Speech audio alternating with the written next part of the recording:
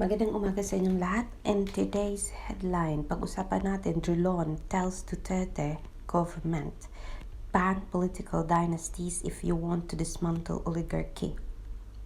Yeah, because this has been a talk in the Philippines now, itong binitawang salita ng Pangulo about dismantling oligarchy in the Philippines. And he cited some names. He mentioned a couple of names a few days ago, and so Drilon's reaction to this is that he says, if the Duterte government really wanted to dismantle oligarchy, kailangan na may gagawin ng Pangulo, and this with that alone,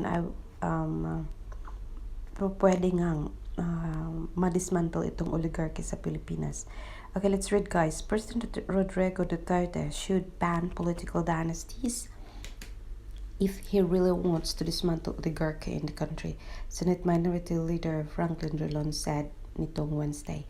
An oligarchy is easy to achieve in the Philippines. Bakit daw madaling nagagawa ng ang oligarkiya sa Pilipinas? It is due to the lack of an anti-dynasty provision and other anti-competition policies in the system.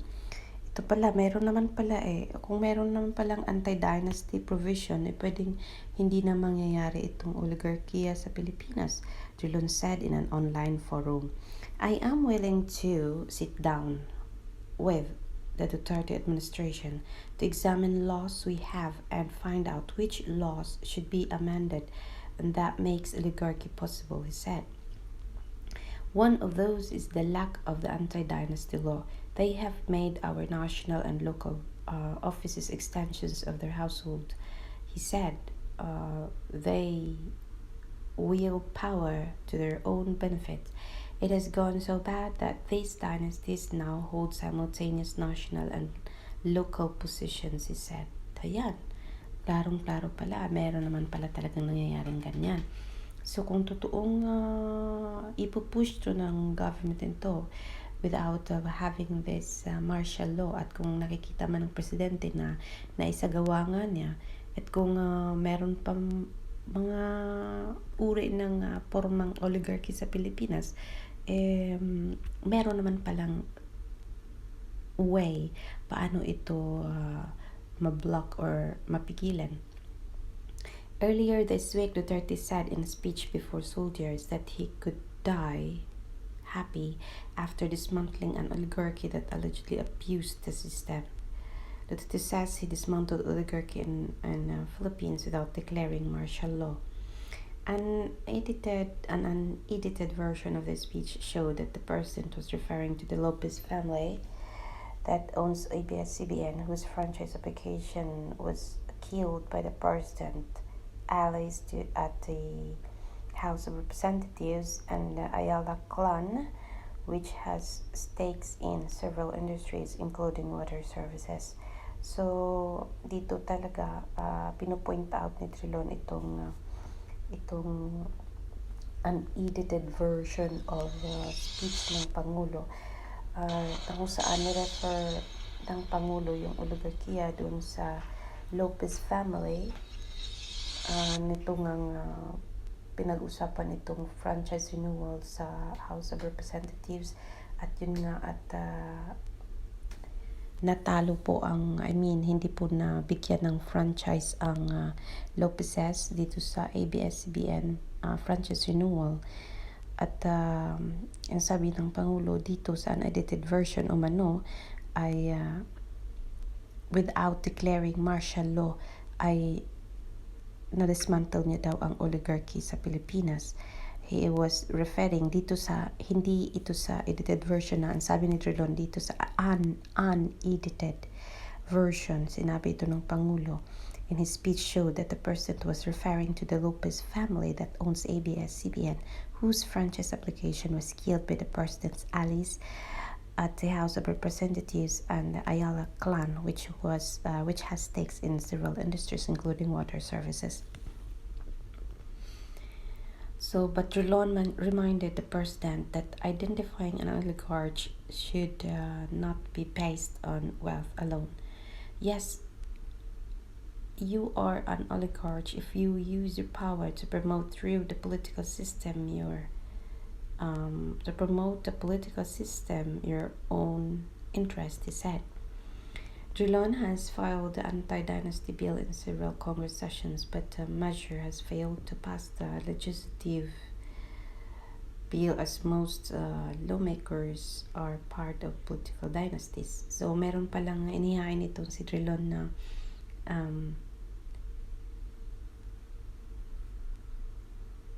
legislative dito sa Congress.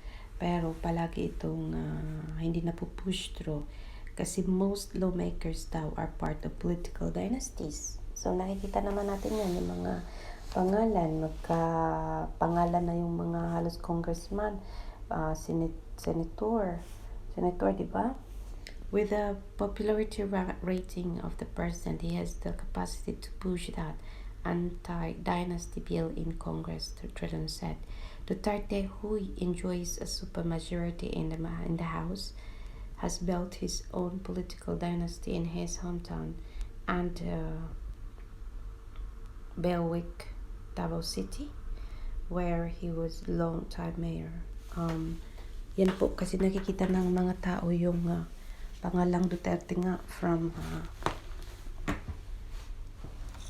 naging dynasty siya sa Davao kasi nga naman napakalaking trust ng mga tao sa Duterte family sa Davao City. So, yun ang napansin ni Mr. Drilon. Duterte enjoys super majority in the House, has built his own political dynasty in his hometown. Yan po ang nakikita ni Drilon. Duterte's eldest son, Paulo, represents the 1st district of Davao City in the House. Daughter Sara Duterte Carpio is Davao City mayor, while his youngest son Sebastian sits as the city's vice mayor. When you want to remove oligarchy as a power structure, then you should rise above all these, Drilon said. Let's make sure that oligarchs are not substituted by cronies or another oligarch, he said. So, yun ang sinabi ni Franklin Drilon dito sa pahayag ng Pangulo about dismantling the oligarchy in the Philippines. So, kung gusto mong i-dismantle daw ang oligarchy sa Pilipinas, sabi ni Drilon, Mr. President, yun, tanggalin na rin yung political dynasty sa Pilipinas. Dapat IBan daw yun, sabi ni Franklin Drilon. Yan po ang pinaka-latest sa Pilipinas, mga kapatid. Ito po, mainit po ang usapan dito sa dismantling oligarchy at ang sabi ni Drilon, ban political dynasties. If you really want to dismantle oligarchy, you should not, sabi niya, hindi lang dapat makita yung wealth ng mga tao kung saan nag-create sila ng power. Dapat makita din daw yung political dynasties in which nakita ni Drilon na Duterte alone is having, President Duterte or the name Duterte alone is having a political dynasty in the city of Davao. So, yan po ang pinaka-latest. I have nothing against the government. I have nothing against Duterte and I have nothing against Drilon. Ang purpose po ng pagbigay ko ng balitang ito is to share their thoughts sa taong bayan and to give awareness and then yeah. And this is not about criticizing President Duterte or criticizing Mr. Drilon or criticizing anything. I'm just extending or to, parang gusto ko lang i-share sa mga taong bayan na hindi nakabasa ng news na pwedeng makapakinig dito sa aking video at makabasa ng aking mga video clips. So that's it for now about dismantling oligarchy, whatever it is, and about ban political dynasties in the Philippines. So, Alexander Lexuchu saying once again, mayong buntag, amping kanunay, and yeah, we will be talking more issues about yeah, about mga issues na pwedeng makaapekto sa mga taong bayan ng bawat Pilipino dyan sa Pilipinas through dito sa ating channel. Kaya guys, yes, salamat sa panonood once again, and amping kanunay. God bless everyone.